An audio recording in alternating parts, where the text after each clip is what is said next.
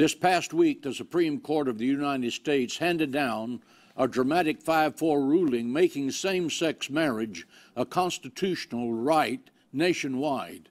I agree with Supreme Court Justice Scalia that this decision is a threat to American democracy.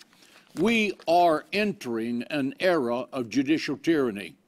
Justice Scalia stated that this decision determines who is ruler over 320 million Americans coast to coast.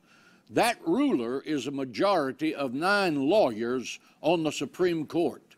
This practice of constitutional revision by an unelected committee of 9 robs the people of America of the most important liberty that we won in the American Revolution of 1776, and that is the freedom to govern ourselves.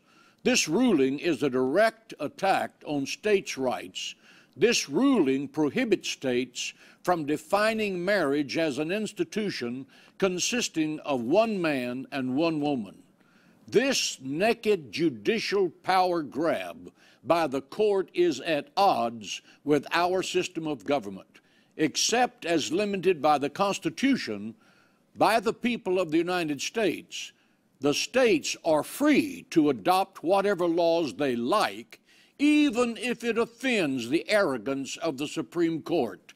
Justice Scalia stated that, and I quote, "A system of government that makes the people subordinate to a committee of 9 unelected lawyers does not deserve to be called a democracy," end of quote.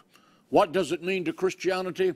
The Supreme Court in Washington has handed down its decision in a 5-4 ruling supporting same-sex marriage. But the Supreme Court in heaven has handed down its unanimous decision in a 3-0 ruling from God the Father, Son, and Holy Spirit, recorded in the book of Genesis chapter 2:24, stating, "Therefore shall a man leave his father and mother and cleave to his wife, and they twain shall be one flesh." Marriage is exclusively between a man and a woman. Same-sex marriage will never be accepted in heaven as legitimate, so says God Almighty. This Supreme Court has made America the new Sodom and Gomorrah. God will have to judge America, or he's going to have to apologize to Sodom and Gomorrah. We are at that place where God is asking the church, who is on the Lord's side?